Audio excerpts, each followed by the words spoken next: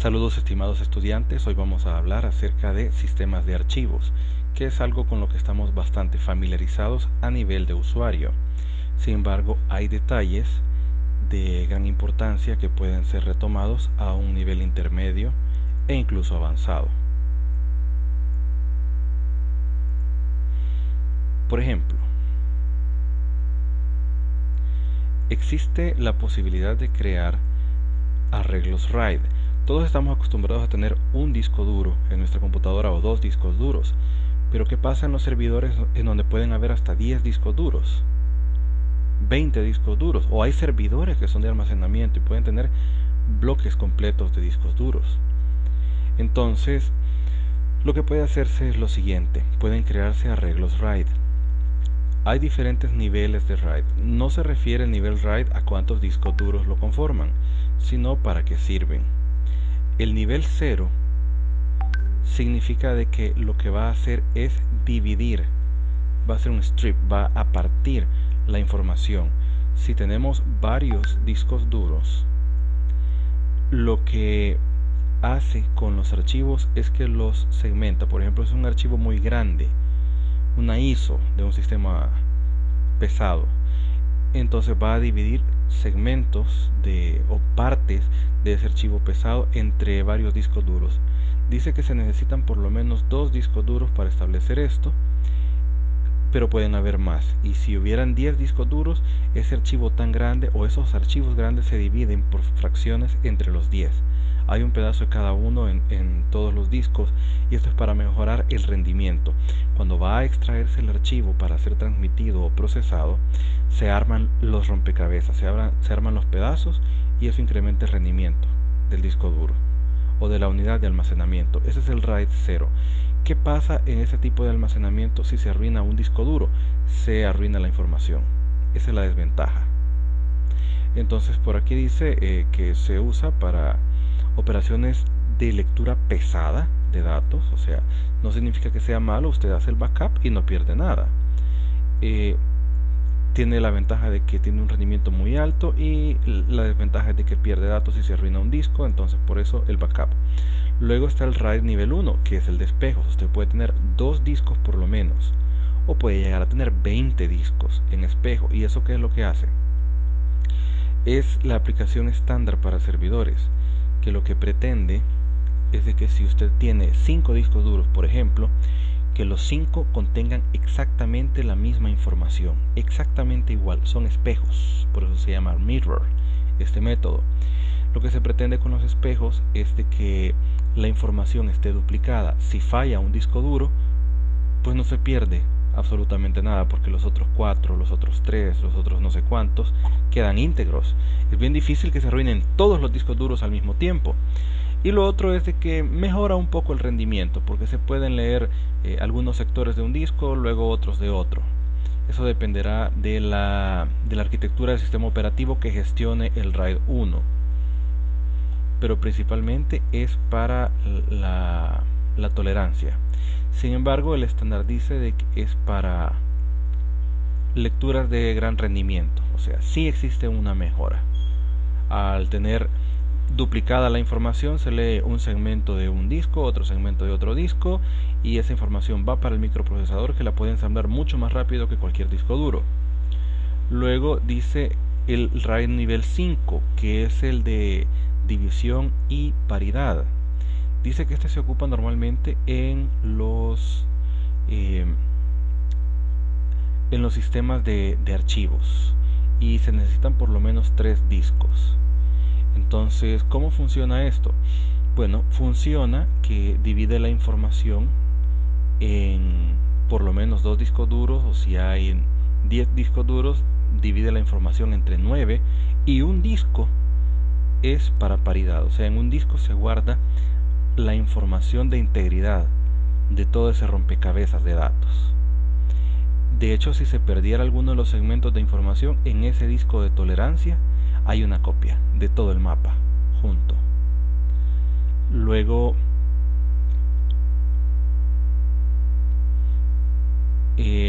hay discos de paridad, hay RAIDs de paridad doble y hay también la posibilidad de hacer combinaciones de partir archivos y hacer espejos de estos. Hay algunas restricciones con respecto a lo de los espejos. Si se tiene, por ejemplo, un disco duro de 4 teras y va a hacer espejos con discos de 2 teras, pues todo se va a comportar como que si es de 2 teras, o sea, todo se va a alinear, se va a hacer encajar. Esa es una de las restricciones. Bien, esto es para adelantar un poco de lo que vamos a ver en la práctica demostrativa dentro de un momento. Voy a hacer más grande esta imagen.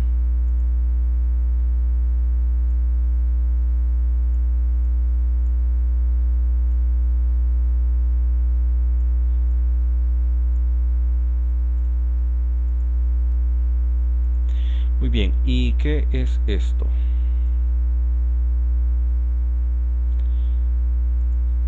Bien, estas son las características de los sistemas de ficheros actuales. Son los compatibles con Windows. ¿Qué son estos sistemas de ficheros? Vamos a poner la webcam nuevamente. Son los sistemas de archivos con los cuales estamos acostumbrados a formatear. Y al principio había sistemas FAT12 muy antiguos que soportaban máximo 16 megabytes, en su tiempo fueron muy buenos. Luego los FAT16 de 4 GB, luego el FAT32 que funciona hasta 32 GB. Es ideal para las memorias USB de cierto tipo. También para dispositivos multimedia que almacenan información hasta 32 GB. Y luego el NTFS que soporta hasta 2 teras. Si usted necesita más de 2 teras, y si usted tiene un disco duro de 6 teras, por ejemplo, y quiere manejarlo con un sistema NTFS, pues entonces haga particiones. Y con las particiones ya puede manejarse esa información del disco duro. Muy bien, y cada uno tiene sus propias restricciones. Los tamaños máximos de archivo, esto ustedes lo pueden leer. No hay necesidad que yo se los lea ahorita, el tamaño máximo de archivos. Lo que sí quiero sacar a mencionar es el tamaño del clúster. El clúster es el segmento mínimo que se reserva del disco duro para guardar información. Es un sector, es el sector más pequeño. Y en este caso, los sectores, entre más pequeños son, mejor. Porque si son más pequeños, hay menos fragmentación de archivos, hay menos pérdida de información, pero eso también tiene un balance. No pueden ser microscópicos porque el sistema de indexación de dónde se encuentra la información requeriría de demasiados índices si los clústeres son ínfimos. Entonces siempre es una cuestión de equilibrio, ni tan grande como para que se desperdicie espacio, porque digamos ocupé en cada segmento, en cada bloque de datos ocupo un clúster y medio, entonces siempre pierdo medio clúster. No puede ser ni tan grande para que hagan desperdicios, ni tan pequeño para que la tabla de indización de los archivos sea ineficiente. Bien, ninguno de estos tiene tolerancia a fallas. El sistema NTFS tiene cierta tolerancia a fallas para que no se pierdan archivos. Vamos a ver más adelante el modelo que lo que hace es que tiene una especie de memoria temporal en donde está haciendo los procesos de guardar archivos y se genera una copia de algunas informaciones, más que todo de direcciones. No es que copie el archivo entero, sino las direcciones, los sectores, las pistas del disco duro en donde está guardada la información, de esos índices hace copias. Entonces si algo falla, tiene allí su copia de respaldo. Eso es interno del sistema NTFS. Hay que reconocerlo, el sistema NTFS superó bastante y mejoró al sistema FAT32 de Microsoft mismo. Bien, NTFS permite compresión. La compresión del disco duro permite salvar espacio, pero se pierde un poco el rendimiento. Muy bien, algunas consideraciones con respecto a la seguridad. Este tema de seguridad local es muy cuestionable, por mi parte, lo dejaremos para otro día. Y la compatibilidad con los sistemas operativos. Esto es en el mundo Microsoft.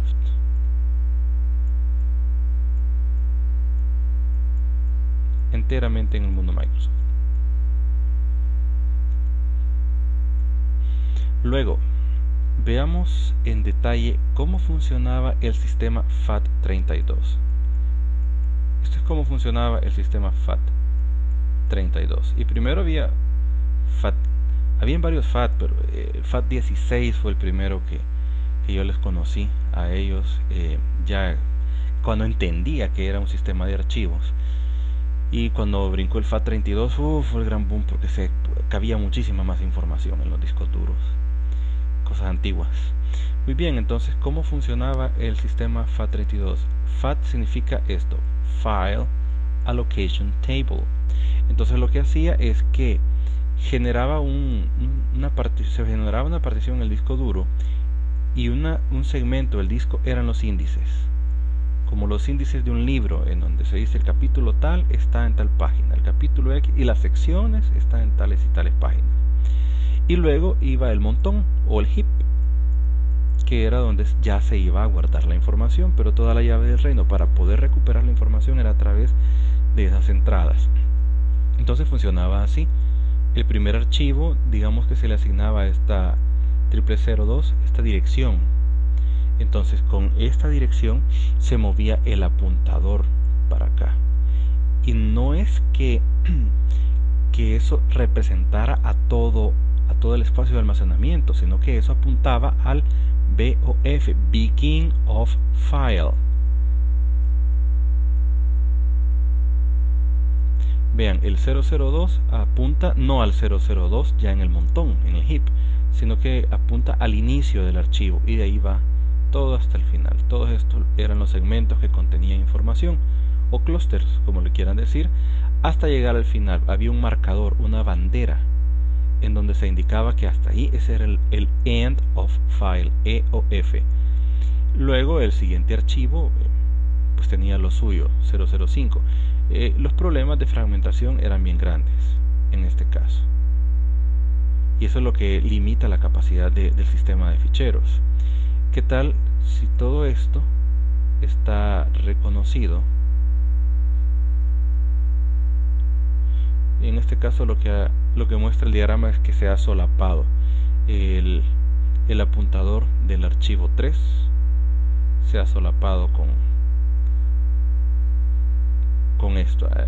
Hay una cierta, bueno, veámoslo así, aquí hay un pequeño problema de que si este clúster estaba disponible, se ocupaba como el inicio, o se ocupaba como una parte del archivo 3, porque había quedado un pequeño espacio acá disponible. Entonces el archivo 2 era esta parte de acá y esta otra parte de aquí.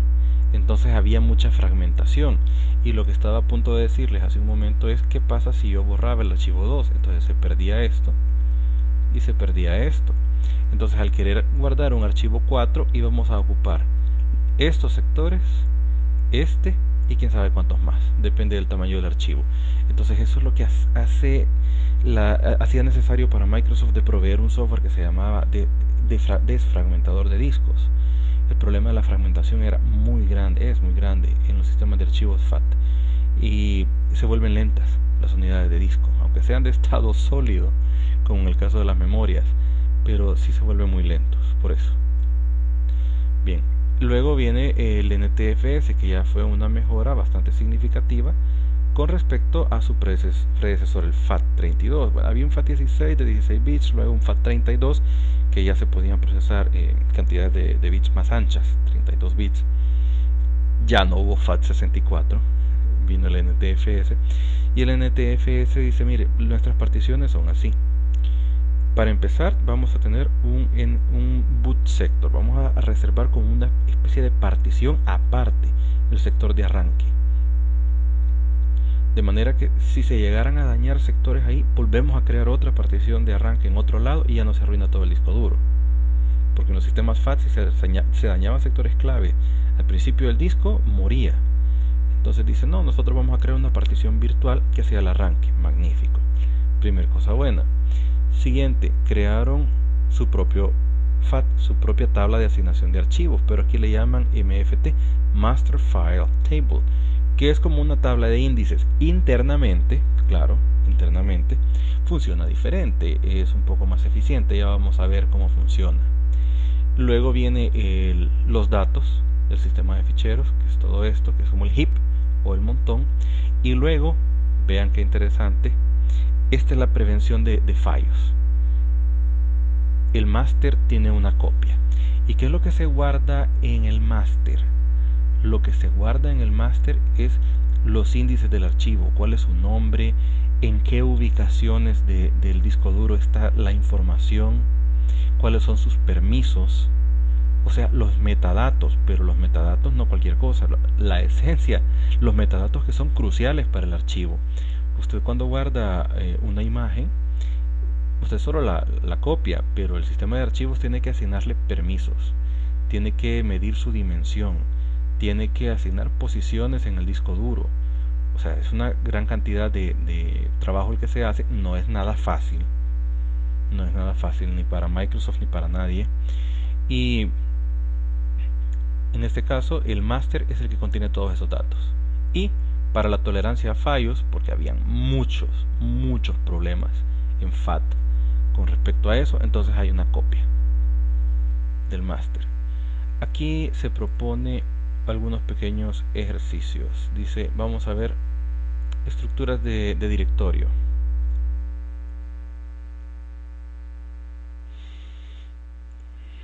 Ok, voy a cerrar esto y vamos a correr una máquina virtual de Windows.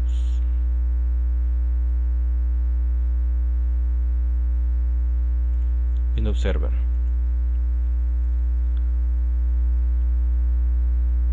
Ok. No sé si hemos visto en Windows Server, antes de ver lo que iba a enseñar, cuánto ocupa el sistema operativo. Quisiera que tengamos eso en cuenta. 450 megas aproximadamente en la pura y mera existencia del sistema operativo, lo que ocupa el núcleo y sus servicios. Muy bien, aparte de eso, ya todos conocemos el sistema de ficheros desde el punto de vista virtual. En el caso de Windows, yo aquí tengo estas particiones adicionales. Las puedo formatear, las puedo revisar. Sabemos de que en el disco local C tenemos los archivos de programa, otra categoría de archivos de programa que se guardan en Program Files, y aquí en usuarios están los usuarios. Yo aquí tengo un administrador, usuario administrador. Podría crear más usuarios. Luego, y en System 30, en System está la información crucial del sistema. Esto creo que es algo ya muy bien conocido y no hay necesidad de profundizar tanto. Muy bien, pero ¿qué tal si yo quiero manipular cierta información? ¿Qué tal si yo quiero desmontar un disco aquí en Windows? Yo ya no estoy ocupando un disco, no lo quiero. ¿Por qué? Porque lo voy a desconectar en caliente. Entonces yo puedo hacer lo siguiente: ocupo el MMC, Microsoft Management Console. Voy a agregar una nueva un nuevo complemento y voy a ocupar el administrador de discos, que en este caso en la versión en español es el primero. Le digo, esta es una ventaja, puedo administrar discos aquí o en otro servidor, solo pongo su nombre de red, pero yo voy a hacerlo en este equipo. Le doy a aceptar. Se me deformó la relación de aspecto y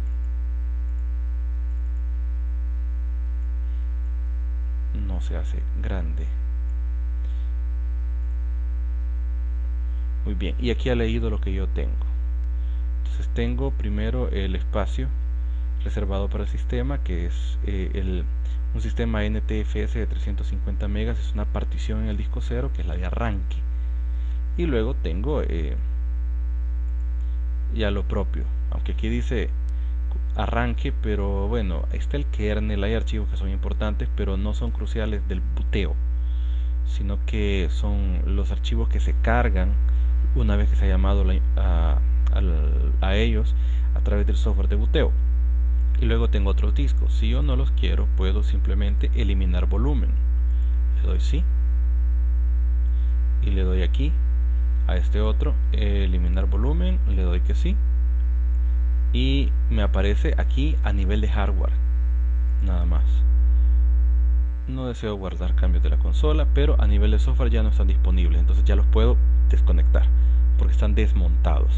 Ya veremos después cómo se hace en Linux para montar y desmontar. Aquí se hace con comandos gráficos y existen algunos comandos también para escribir con PowerShell, pero lo vamos a hacer de momento así. Y voy a apagar este servidor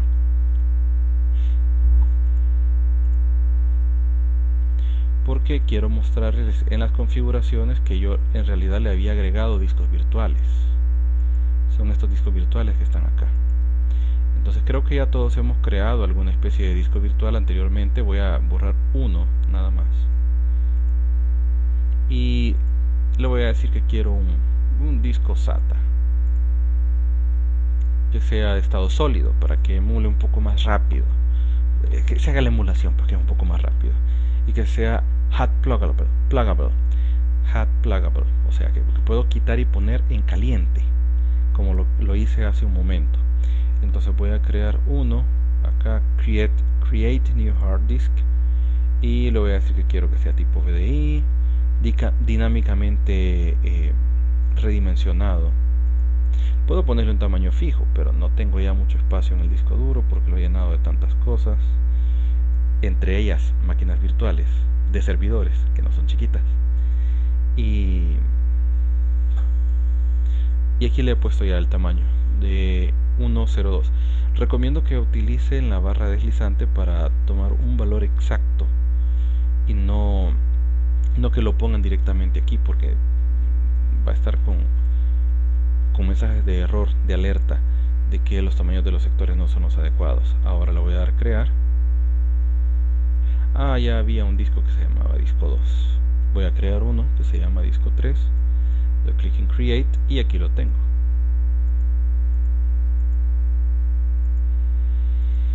Bien, este VDI que tengo acá es el disco raíz, en donde está propiamente dicho el sistema operativo. Bien, si se fijan, me borró el anterior porque yo escogí el puerto 1 SATA, por eso lo sobreescribió y ahora estoy ocupando más espacio en disco duro. Voy a ocupar otro puerto SATA, esta vez el puerto 2, y ahora voy a crear el disco virtual 4. Lo voy a dejar de 1 GB porque no quiero almacenar mucha información, porque no es necesario. Le doy crear y ahí está. Me ha dejado siempre solamente uno.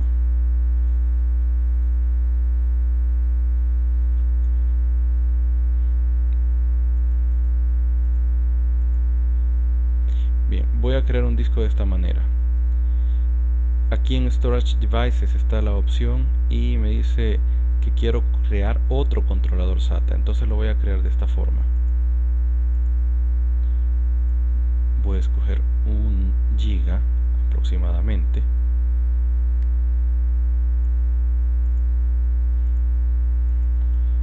Le voy a poner que es el número 5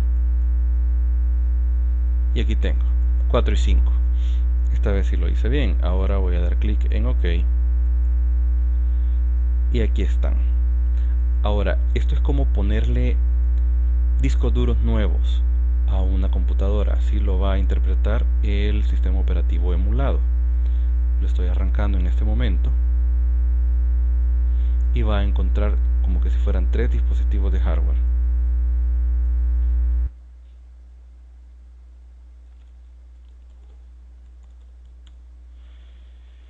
Ok, la contraseña no es correcta. Y ahí está, ahora sí. Hay que reportar porque esta es versión de servidor, por qué se apagó el servidor, y le pongo un montón de texto que eso no es relevante. Muy bien, ahora abramos otra consola, MMC. Ya vimos cómo quitar el complemento o agregarlo.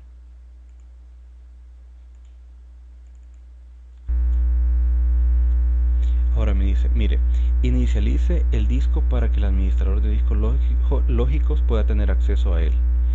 Entonces, aquí tenemos que decirle de que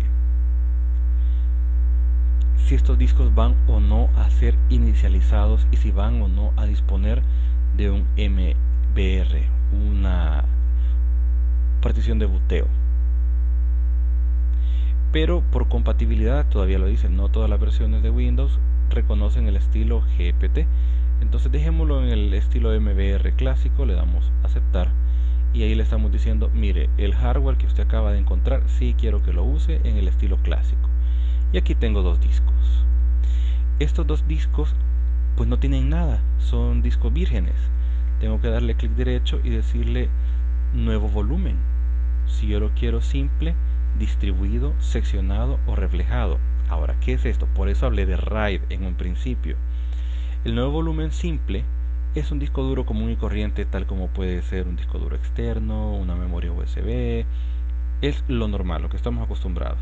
Ahora, el disco distribuido es si yo quiero tener datos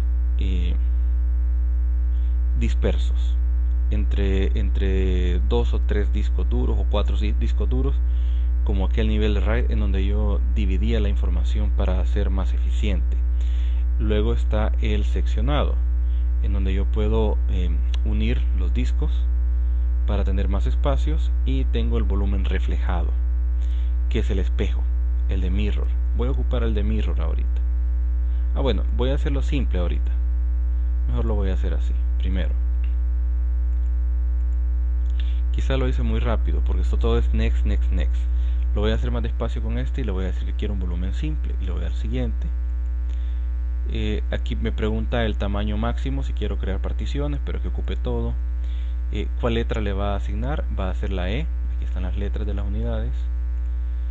Luego, ¿qué sistema de archivos quiero usar? Tengo FAT, FAT32, NTFS y RFS, que nunca lo he usado. Nos quedamos con NTFS porque es el predeterminado. Y ahora le damos finalizar y aquí los tengo. Si me voy a ver el administrador de dispositivos, aquí tengo mis archivos ya normalmente. Ahora vean qué interesante de que hay un poco del tamaño del disco duro que se ha utilizado ya. No está disponible el 100% del disco duro. Se crean tablas de asignación de archivos, que es parte del sistema de ficheros. Este todavía no tiene nada por el estilo. Vamos a crear un nuevo mapa de bits. Está vacío. Sí. Por estar vacío es solo un archivo simple. Ok. Ahora, en este administrador yo puedo deshacer lo que ya hice. Puedo decir de que quiero eliminar el volumen. Y al eliminar el volumen, vemos en la ventana de que ya no está disponible el hardware. Esta es la vista del usuario. Esta es la vista del administrador. Entonces ahora voy a decir que quiero un volumen reflejado. Le voy a dar siguiente y ya me dice, mire, tiene solo un disco duro más. ¿Con quiénes lo va a reflejar? Si hubieran 10 discos duros, yo aquí puedo escoger con cuáles discos voy a hacer el reflejado, pero como solo tengo uno, pues no tengo más de dónde agarrar, y voy a hacer el reflejo de disco 1 con disco 2. Él automáticamente lo selecciona y ahí queda el reflejo. Ahora aquí puedo seleccionar el tamaño, le doy siguiente, la letra que le voy a poner la letra D. La letra C no está disponible por razones obvias, y de una vez le puedo dar formato rápido. Habilitar compresión, no me interesa comprimir porque me interesa el rendimiento, solo quiero que me lo formatee. Le voy a dar siguiente, finalizar, y ahora solo me da una advertencia que si quiero que los discos sean dinámicos, si se convierten en discos dinámicos, pues ya no va a poder bootear a través de ellos el sistema operativo, pero no me interesa eso. Entonces ahora le doy que sí, y aquí está ya lo formateó. Solo que vean, tanto disco 1 como disco 2 ya tienen un sistema de archivos NTFS, pero ambos se reconocen como volumen D. Y cuando yo me vengo acá, vean, ya aquí tengo mi volumen D. De hecho, entre las imágenes, quiero ver si tengo alguna imagen acá. Aquí tengo una captura de pantalla del escritorio. La voy a copiar solo por tener algo que poner. Y acá, en el nuevo disco D, ya pongo mi archivo y me regreso y pues ya lo estoy utilizando, pero se ha hecho la copia en los dos discos. Ojo con eso, que está copiado dos veces. Entonces, si falla un disco, ¿cómo puedo hacer si falla un disco? Bueno, si falla un disco entonces y tengo que quitarlo, ni modo, tengo que desmontar el RAID primero. Tendría que romper el volumen reflejado o quitar el volumen. Puedo solo quitar el volumen o puedo quitar reflejo. Si doy clic en quitar reflejo, selecciono cuál disco quiero quitar. Bien, en este caso se me rompió todo el RAID porque solo tenía dos discos, y de los dos discos, que como mínimo, quité uno, pero pude haber quitado solo uno. Luego, cuando meto otro y lo uno al RAID, pues el sistema operativo automáticamente se encarga de empezar a hacer las copias en forma de espejo. No soy yo el que lo gestiona él automáticamente. Bien, no vamos a guardar la consola. Con respecto a los permisos, que es algo que nos faltaba, en Windows Server se manejan así. Por ejemplo, los permisos para poder ver o poder ejecutar el archivo del regedit, le voy a dar propiedades, y aquí está en seguridad. Entonces yo puedo crear usuarios y darle permisos en específico. ¿Quién tiene permiso de modificar, de hacer lectura, escritura, etcétera? Yo puedo crear un usuario con mi nombre que se llame Carlos y dar permisos tal vez de ejecutar y de lectura, pero no permisos especiales, que sería como darle permiso, o sea, darle permiso de que cree otros permisos. Esos son los permisos especiales. Bien, eso es con respecto a Windows. Apagamos la máquina y vamos a tener la situación que esto va a estar ocupando bastante espacio en el disco duro, probablemente. Bien, estos discos que ya no necesito los voy a quitar. Claro, del lado del servidor va a entrar en pánico cuando arranque, porque se va a guardar en el log de que se le han zafado, se le han quitado discos duros hardware a la máquina virtual cuando ésta arranque nuevamente. Vamos a ver en el sistema de ficheros si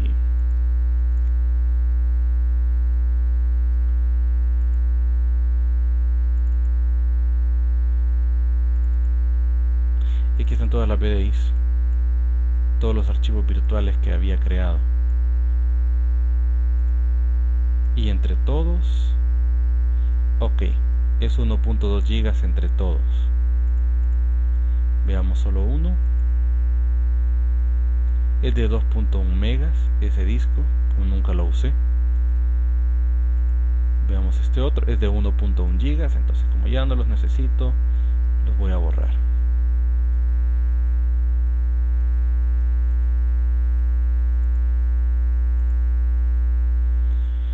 Con eso libero espacio. Ahora, ¿cómo funciona el sistema NTFS? Lo que tiene es lo siguiente. El kernel hace uso de una librería de memoria virtual, pero es una memoria virtual que no es la misma de la RAM.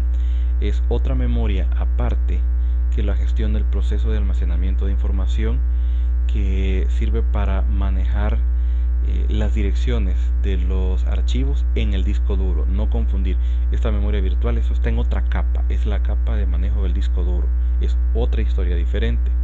Y aquí viene la caché. La caché es una memoria de intercambio que contiene información necesaria a corto plazo.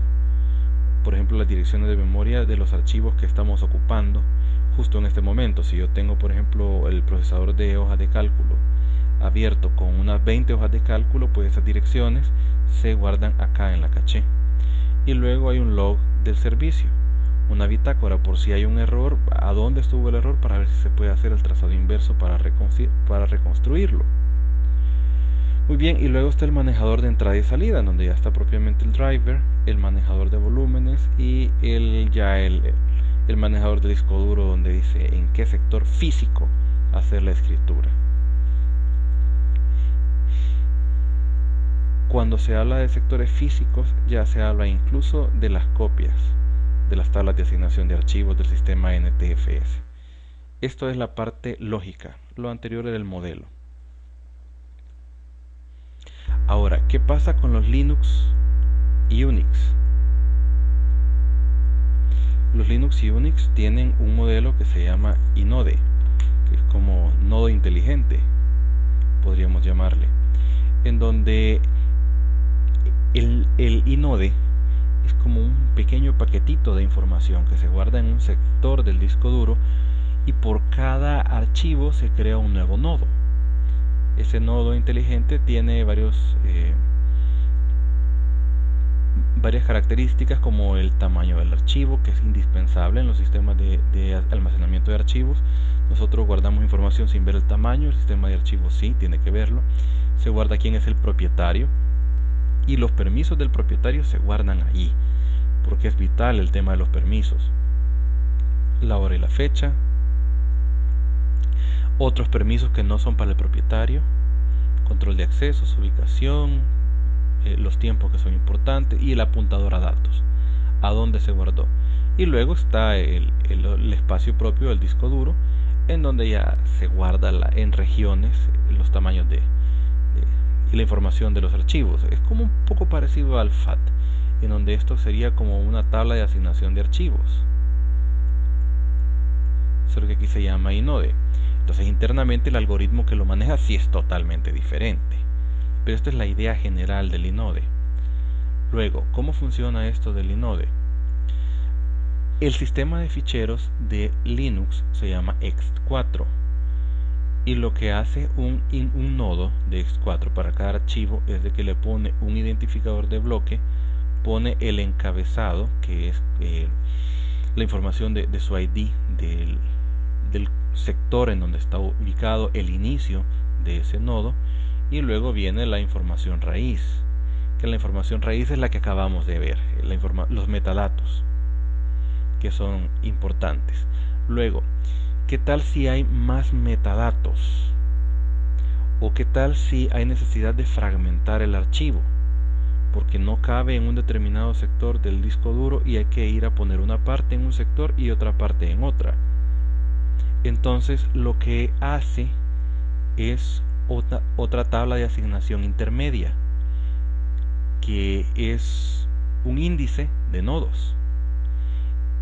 Y cuando tenemos varios índices repartidos, como en este caso, estos son nodos de rama o de hojas, porque la información no cupo o por motivos de rendimiento no se guardó todo en un solo paquete secuencial, sino que se armaron segmentos de la información. El algoritmo del sistema de ficheros puede irlos partiendo en segmentos.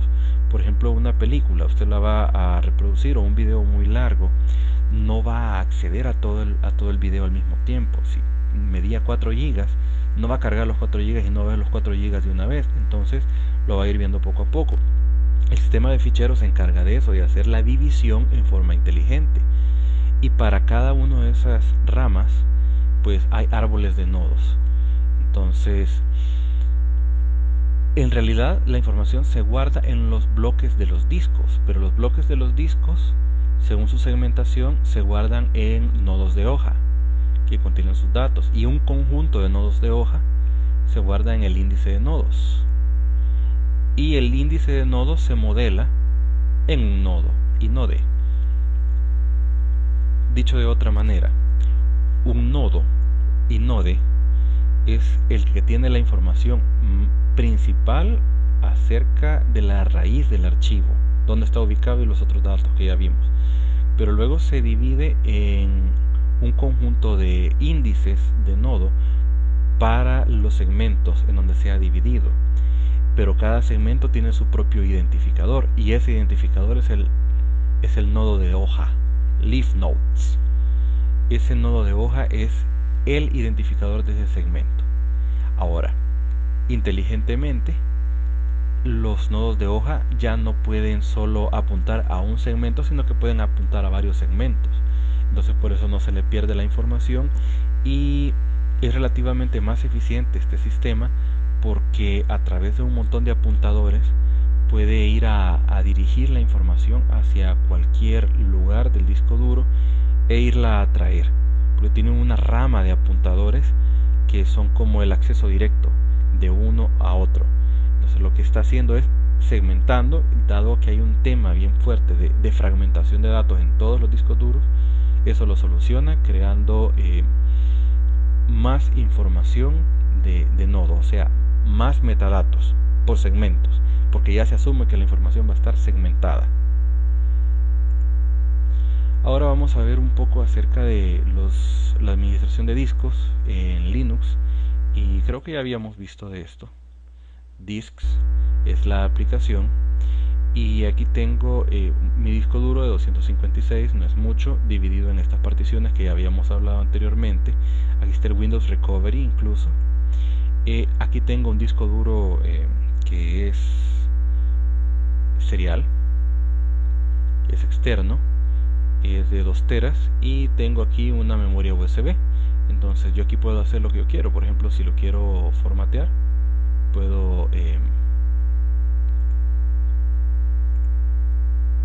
seleccionar la partición propia del disco duro, y aquí pues están las herramientas. Si yo lo quiero formatear, quiero crear particiones, todo esto lo puedo hacer aquí. Si yo le doy Edit Partition, bueno, aquí está para cambiar el tipo. Aquí está Resize, si yo quiero cambiar el tamaño, y es así de fácil como esto. Más pequeño que esto no se puede porque ya tiene información, o sea, no me va a borrar la información que ya tiene, sino que puedo utilizar solo una parte para dejar la otra libre y poder crear otra partición, pero no lo voy a hacer en este momento. La otra opción que sirve para lo mismo es Gparted, que también ya había sido visto, pero este me pide privilegios de administrador. Este lee más a fondo la información de las unidades.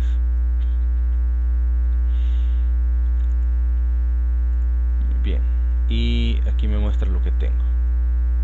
Ahora vean qué interesante de que cada uno de los discos duros es un dispositivo, y estos dispositivos se apuntan hacia un directorio.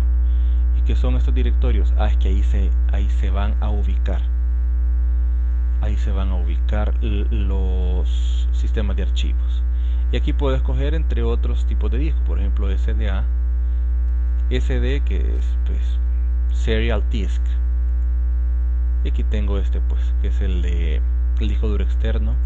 Y aquí tengo el SDB, que es la memoria serial. Está en FAT32 porque es una memoria de pocos gigas, de 32. Bueno, de hecho es el máximo del sistema FAT, en teoría. Muy bien. Con respecto a dónde guarda la información Linux, aquí habíamos dicho de que todo, absolutamente todo, es un archivo, todo es un fichero. Entonces, por ejemplo, yo tengo aquí Recovery Image, que como es otra partición me la reconoce como que si fuera, de hecho, otra partición. Yo le doy aquí entrar, y aquí están los archivos EFI y los archivos de HP, que es el fabricante de esta computadora, y los archivos de Recovery de Windows RE, que es el que trae esta cosa. Muy bien, entonces esta es la que yo no he querido quitar. Pero ¿a dónde se guarda realmente? Lo que hace Linux es lo siguiente: todos los dispositivos los maneja como una unidad virtual, y lo que hace es montarla en un directorio. Y si está montada en un directorio, ¿dónde se encuentra realmente ese directorio? Bueno, esto puede variar según la distribución que estemos usando. En este caso, yo me voy a meter acá, y aquí tengo el sistema de directorios de Linux, en donde en boot pues ya habíamos visto que está la información de booteo. En CD-ROM, en este directorio se monta la información del CD-ROM. Si yo meto un CD-ROM en la computadora, no lo hago porque esta no tiene CD-ROM, pero si le conectara una unidad externa y yo metiera un CD, al entrar en este directorio, ahí tengo toda la información del CD. Claro, el sistema gráfico me mostraría aquí un iconito bien bonito, pero realmente está acá. Muy bien, hay información de diferente tipo. Por ejemplo, aquí hay librerías, aquí hay más librerías. En etc hay drivers, en OPT hay software, librerías, pero ya no del sistema operativo, sino de programas, de servicios. Aquí está la interfaz proc, etcétera. Todo en el directorio raíz. Aquí están las copias del kernel, pero adentro de, veamos, adentro de Miria significa todos los multimedios, y aquí hay un directorio que se llama Carlos porque es el nombre del usuario que ha montado las imágenes. Y vean, aquí están los accesos directos. Aquí hay un acceso que se llama Carlos, y al entrar, bueno, es que se llama la memoria USB que estoy usando. Entonces aquí tengo algunos libros que me pasaron por ahí, y por aquí tengo el Recovery Image 1, y aquí está la información del recovery, y aquí está la información de mi disco duro externo Toshiba, y pues está acá. Entonces las unidades usted las ve acá. Es una vista muy bonita, como que si fueran discos, pero todo se monta aquí como directorios. Los puntos de montaje siempre son directorios. Si usted sabe dónde buscarlos, pues tiene acceso a ellos. Eso sí, hay permisos. Yo aquí he entrado como usuario Carlos, y en esta región que dice Recovery Image no puedo entrar, ya me está pidiendo permisos, elevación de permisos. Ni siquiera sé si esto va a ser exitoso. Ok. Parece que el sistema de ficheros está bloqueado, y pues Linux no ha querido exacerbar en esto, meterse demasiado, y lo reconoce como vacío. Creo que no está vacío, un poco de información debe tener. Ahora veamos el siguiente caso. Aquí hay unos comandos para montar RAID. Si ya vimos cómo se montan los RAIDs en un Windows server, ¿qué pasa con un servidor Linux? Pero no un sistema operativo Linux cualquiera, sino un servidor propiamente dicho. Y yo aquí he preparado un Ubuntu Server. Este es un sistema operativo de servidor, versión 20. Le voy a dar a arrancar. Muy bien, ahí está corriendo, está virtualizado también.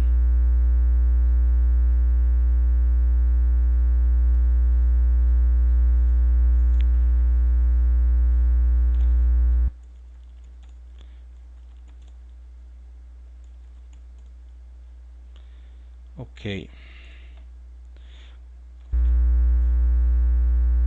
Bien, este es el aspecto del servidor. Cargó sumamente rápido. De hecho, le voy a dar free para ver los recursos, y pueden comparar de que este kernel con sus servicios está corriendo nada más en 119 megas, mientras que el de Windows era 450 porque tenía modo gráfico y otras cosas más. Ahora, no es cuánta memoria usa o ahorra, sino es el tamaño del núcleo de su servicio. Es mucho más pequeño, y a la hora de procesar información es más ágil. Y el Ubuntu Server, los servidores reales no tienen modo gráfico, porque el modo gráfico es un estorbo al rendimiento. Simplemente yo aquí puedo instalar con apt-get, por ejemplo, apt-get. Esto lo podemos hacer después en otra práctica. Puedo instalar un Postgres para que esto se dedique solo a gestionar los procesos de Postgres. Entonces los servidores de verdad se manejan así. Ahora podemos ver, aquí hay unos comandos, podemos ir copiando de ellos.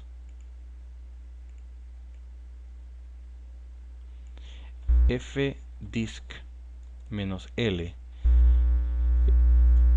que nos muestra cuáles son. Bueno, tengo permisos denegados. Voy a poner sudo sub, y ahora sí, fdisk-l, porque ya estoy como usuario administrador root. Y aquí tengo los dispositivos. Tengo un dispositivo SDA de 5.52 GB. El SDA es el Serial Device A, es el primero, el A. Aquí no empieza con C, empieza con A. Luego tengo un SDB que está pues más o menos por aquí. Ahí donde está la rayita roja, ahí está el SDB de 1.2 GB. Es un disco que yo creé, así como creé los discos de Windows Server, que están aquí en la configuración. Aquí está Storage, y aquí he creado los discos virtuales.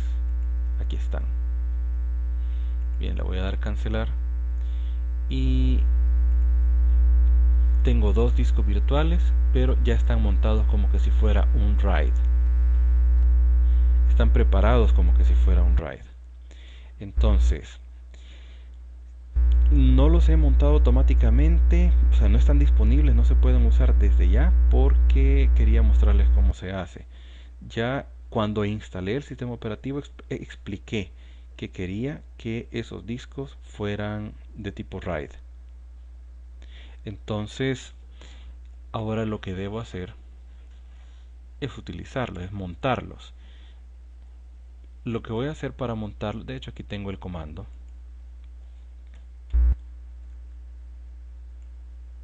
Lo que voy a hacer para montarlos es este comando que está acá, es el séptimo comando, mount. ¿De dónde sale el mount? Sale lo siguiente, en el último párrafo, que es este de aquí, donde apunta la flecha, ven que el modo gráfico de un sistema servidor es pobre, y así debe ser. Bien, entonces ahí tengo un MD0, y ese MD0 es la unión de SDB y SDC, es la unión de los dos discos duros. Muy bien, entonces ahora lo voy a montar. Aquí se monta con un comando que se llama mount, o sea montar, y voy a decir que el que quiero montar es el dispositivo que está en dev y MD0. MD0 que es como un multidisc, y 0 porque es el primero. ¿Y a dónde quiero que lo monte? En un directorio que yo ya previamente había creado, que se llama MNT, que es para montar dispositivos especiales, un directorio aparte, MNT, que es la abreviatura de mount. Y aquí está RAID 1. Le doy enter y ya lo montó. Ahora puedo entrar a ese directorio cd mnt RAID 1 y doy ls, y ahí tengo un archivo que se llama documento txt, que pues no recuerdo qué tiene. Veamos qué tiene. Voy a poner nano documento txt y decía solo documento. La cosa es de que ya está en esos dos discos duros. Vamos a dejar para otro video, porque en este ya nos extendimos bastante, cómo poder crear una instalación de servidor de Ubuntu y desde la instalación definir cuál va a ser nuestro RAID. Voy a apagar este servidor con init 0